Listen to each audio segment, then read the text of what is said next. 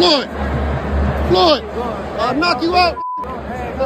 He's sick, look at him. Welcome to the motherfucking relay. We're covering today's top boxing news. Okay, we'll start with this. Another look at the bombshell 25-page lawsuit that Floyd Mayweather has brought against Showtime and some of the wild accusations he is making against longtime manager Haymon. Portion of the lawsuit reads, Haymon's aversion to leaving a digital trail extended to how he communicated instructions. He often relied on fax transmissions and in-person meetings rather than emails. In fact, when a subpoena for Haymon's deposition was served and related to litigation, his counsel represented that Mr. Haymon does not own or operate a computer, underscoring Haymon's deliberate avoidance of traceable electronic communication. He knew what he was doing. By using faxes and avoiding email, Haymon made it harder to later uncover written evidence of his directives. For example, instructions to banks or accountants. This old-school approach was part of what one associate called working in the Flintstone ages, and it served the purpose of secrecy well. I've said for many years, that's why he's a recluse. That's why he's so hard to get to. The financial harm to Mayweather is massive. As noted, at least $340 million of his earnings have been misappropriated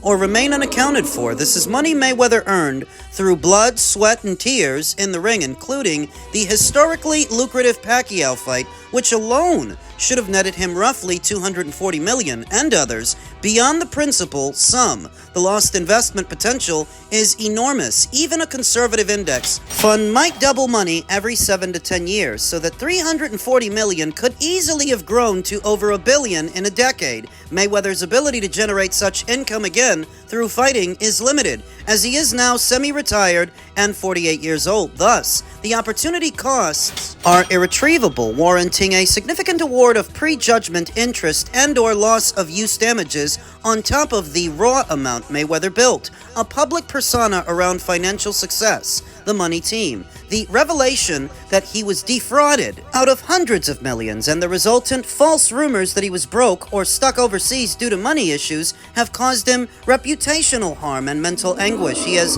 had to endure public speculation about his finances that is mortifying for someone of his pride and status. Poor thing. Internally, discovering this betrayal by a long-trusted advisor, Haymon, has been emotionally devastating. It has strained relationships within his camp and family and caused him to question his own judgment in trusting people. These are real damages, cognizable under fraud and fiduciary breach claims. Then why is he suing Stephan and Showtime when it's Haymon that betrayed him? Mayweather signed his first promotional contracts, including a long-term deal with Top Rank Boxing and HBO, without independent legal counsel present. For instance, he later learned that an early contract gave HBO control over his fight footage masters, a term he did not fully understand at the time, and which would have future financial implications. Despite these disadvantages, Mayweather's talent propelled him quickly to champion status, earning him the nickname Pretty Boy Floyd and later Money Mayweather. In or around 2004, Mayweather was introduced to Haymon. The introduction was facilitated by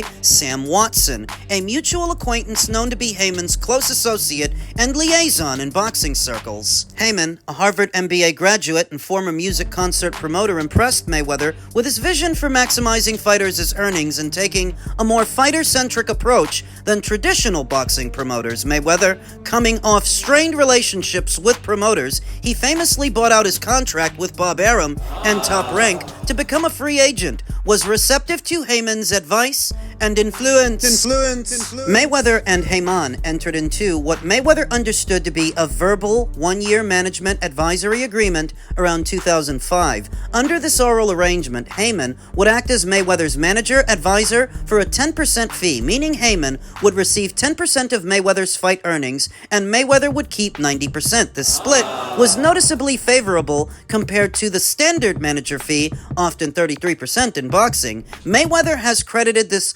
unconventional deal structure with revolutionizing boxer management relationships, stating that it changed boxing management forever by empowering the fighter. After the one-year term lapsed, no new written agreement was signed, yet Haymon continued in the same role for the next 15-plus years. Haymon at times represented to Mayweather and others that he never took a dollar from Floyd beyond perhaps token amounts, even claiming he provided his services out of loyalty and friendship. For example, Haymon would later say he did everything for free for Mayweather, which Mayweather now believes was a deceptive narrative. Over the years, Haymon became deeply embedded in every aspect of Mayweather's professional and personal affairs. Mayweather trusted Haymon implicitly. Well, that's why betrayal stings, because in order for it to be a betrayal, it's got to be someone you trusted. On or about May of 2015, Showtime, through its officers, wired Mayweather's purse and pay-per-view upside from the Pacquiao fight into First Security bank account, Jeff Morris account, rather than to Mayweather. This was an act that furthered the conspiracy by putting the money within Haymon's easy reach. They call it a conspiracy. I wonder, how stupid is Floyd to allow these guys to have access to his money? Because he would have had to. Recording false expenses. Showtime's accounting statements for fights, at least those that have been seen, included inflated or false expenses which reduced Mayweather's net. For example, charging $50 million in vague expenses and $20 million for Berto on the Pacquiao ledger, acts which concealed the diversion of funds. Wait, so Floyd didn't get paid for fighting Berto, they instead paid him for Berto from the Pacquiao purse? And he didn't find this at all odd at the time? If these entries were made at Haymon's request, Showtime's inclusion of them was an act joining the conspiracy, as it gives a paper justification to withhold money from Mayweather. Misrepresentations and concealment. Espinoza, and by extension of Showtime, made misrepresentations to Mayweather's team by omission, failing to disclose that, for instance, a big chunk of Pacquiao fight money was being held back purportedly for reimbursements, and later in 2024 claiming records were lost. A potentially false statement was an overt act to keep the fraud hidden. You're telling me it took Floyd Mayweather 9 years to finally ask for his money from the Pacquiao fight? So what the fuck is he, retarded? Stephen Espinoza's acceptance of a role with Haymon. In late 2023, Espinoza's negotiation and agreement to work for Haymon's PBC, while not illegal itself, evidences the tight relationship. If, as Mayweather suspects, part of Espinoza's deal included not speaking out on the Mayweather money issue or continuing to shield Haymon, that agreement and Espinoza's silence are overt acts consolidating the conspiracy. Bear in mind, this is what Mayweather suspects, not what he knows. The object of the conspiracy was unlawful. It encompassed fraud, the intentional misrepresentation and concealment of material facts regarding Mayweather's money. On at least one occasion, Haymon or his agents allegedly altered a document to conceal wrongdoing. Mayweather's representatives have an example of a faxed authorization form in which the date appears to have been manually altered, whited out, and rewritten to misrepresent when it was signed. The same document which purported to authorize Jeff Morris to pay himself a large sum from Mayweather's account had a telling notation initially: "We need to cover our ass." Wow. Which was crossed out in the version sent to the bank. The presence of that phrase and its redaction strongly suggests that Haymon and his team recognized the impropriety of what they were doing and were attempting to paper over the trail. Moreover, following Haymon's suffering a medical issue, a stroke, in late 2023, there was a sudden exodus of key members of Mayweather's camp. 5 of Mayweather's longtime lawyers abruptly retired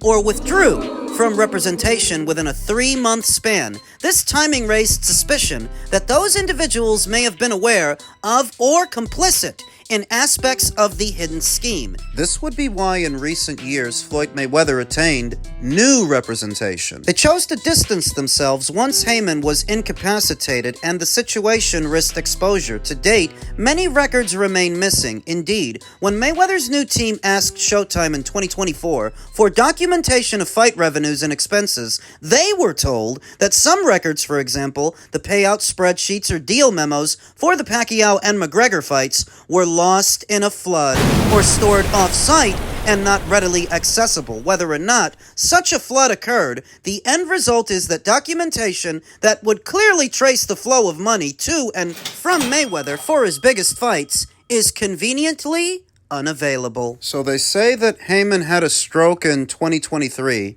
Boxing insider Rick Glacier had a few passing thoughts about that. A lot of people think Haymon was faking sick. Floyd's just woken up and he's gone, all right, we're going to investigate this further and further. Well, he brought other people in, and the other people said, hey, something's not right here. The guy's not returning your calls. He was pressing him for the money and not returning calls. And Haymon keeps claiming he's sick. And, is he sick or is he dodging? Is he using this? And like Vincent Gigante, the then head of the Genovese crime family, used to fake that he had mental illness. You see? And a lot of people think Haymon was faking sick. Wow. Insane. Remember, he's been on top of a crumbling empire for a long time, and it's crumbled. Trust me. PBC. Yeah. Haymon's stroke would have happened right around the time that Terrence Crawford battered Errol Spence Jr. You remember that period from 2023 going into 2024 when Al Haymon was said to have fallen sick and gone missing in action, where no one could reach him. We talked about it here on the channel. That's what Rick Glacier is talking about. You'll remember that after the PBC on Prime deal was reached, Haymon was said to have reappeared and taken a more active role in operations. How could he think he could disappear with that much of Mayweather's money missing? Question is, was he really sick or was he just avoiding Floyd? Banking records obtained recently by Mayweather's team show a pattern of large transfers from the above accounts to Allen Haymon Development Inc. and other Haymon-owned entities. These transfers were often labeled as repayment or loan payoff, falsely suggesting that Haymon had advanced money to Mayweather at some time earlier, which was now being reimbursed. Mayweather insists he never received such loans from Haymon. The effect was to systematically move Mayweather's earnings into Haymon coffers under false pretenses. For example, over the course of years, tens of millions would be moved to Allen Haymon Development shortly after major fights, draining the account that held Mayweather's money. Isn't that what the fuck I told you he was doing? Additionally, records show numerous one-off payments from Mayweather's accounts directly to Haymon or Morris. These include transactions on dates unconnected to any fight, with memos like Mayweather expenses, or no clear description in amounts such as 12 million, 15 million, 3 million, 9 million, etc. Each of these represents Mayweather's money being paid out without his authorization or benefit. Mayweather never approved paying Haymon such bonuses or fees beyond the agreed 10%, and certainly not paying his account Morris multi-million-dollar sums. Such payments, if they occurred, were clear misappropriations. What's not clear is Floyd Mayweather only having a verbal agreement with Al Haymon that spanned over 10 years. How do you constitute what's a misappropriation and what isn't when it's not on paper? You've allowed this man authorization over your finances for a very long time, and you're only now doing something about it, to where the end result of that negligence may fall on you. It may all end up being your own fault. Haymon took great pains to ensure Mayweather remained unaware of these accounts and transactions. This is corroborated by statements from insiders that Haymon only permitted Floyd to see what Haymon wanted him to see, and actively hid documentation. In one communication, Haymon directed Morris to send Floyd only the signature pages of contracts or forms with Haymon's handwritten notes, and explicitly said he doesn't want Floyd to see the documents. This level of control prevented Mayweather from discovering the outflows of his money. It was a direct breach of Haymon's fiduciary duty to provide full disclosure of material facts related to Mayweather's finances. And this is the guy who the usual suspects tried to convince you was the patron saint for boxers, always doing what's best for them. Was this him doing what's best for Floyd? How does the narrative change now? How will the usual suspects spin it to where Al Haymon isn't exactly what guys like me said he was? A fucking crook, a fucking thief, and it was very obvious for a very long time. So the lawsuit paints Al Haymon to be the principal culprit. But then why is it stated that they're going after Stephan Espinoza and Showtime? Why not Haymon? Floyd's attorneys might feel they don't have enough documentation to successfully go after Al Haymon, so they're going to try to go after those who may have helped him steal Floyd's money. Stephan Espinoza, Showtime. In doing so, perhaps gain more documentation that might further implicate Al Haymon and further prove he stole Floyd's money, it seems obvious to me and you from the outside, obvious to Floyd,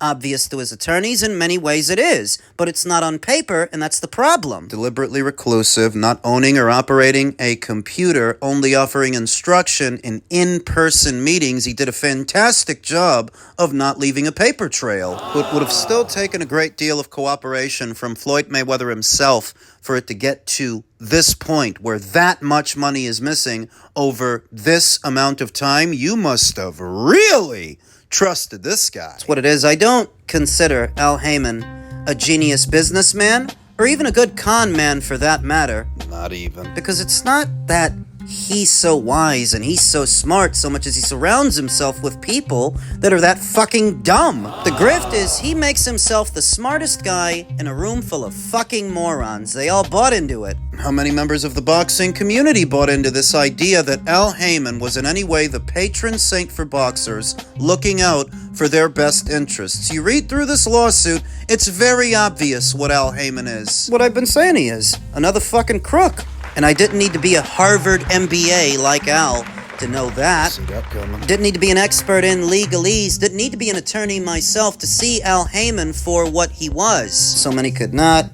But a street smarts can go a long way. Floyd Mayweather doesn't seem to have ever had any, because Floyd Mayweather's not a street person. Floyd's not a hustler. At the very most, he's an athlete. A very talented athlete. Some would say a generational talent, but still, just an athlete. And athletes aren't known for their business savvy or street smarts, because Floyd is not a street person. Street person, without any expertise in law, would have still known to ask to see where their money is. It wouldn't have taken them 9 or 10 years to start looking for it. A street person. And a street person would not have so easily trusted Al Haymon with that much of their money. For what? Why do you need to hold it? To what end would I be doing this, and what function is that supposed to serve? That a street person would have known better. They would have known not to trust anybody that fucking much around that much money. People die every day for less than that. And a street person would have known that, but Floyd wouldn't, because Floyd's not a street person. At the very most, he is an athlete, and far from the business mogul and entrepreneur he made himself out to be. I told you, the Money Mayweather character was just a character, like Ted DiBiase in the WWE. Wasn't real. This guy's got the financial literacy of a fucking hamster. Didn't know it. Al Haymon made him believe that he was really his own boss and he was this businessman when all he was a kid with a play phone. Like all of those rappers in the mid to late 90s that thought they really had their own labels in the music industry. That's where Al Haymon came from. And I'm still not seeing an outpouring of sympathy from the boxing community at large for Floyd as more and more of these details come out. I don't see a lot of people pitying him, because Floyd Mayweather never prided himself on being a man of the people, being in tune with the people. His point of pride was always his money, so that now, if he doesn't have that, he doesn't have anything.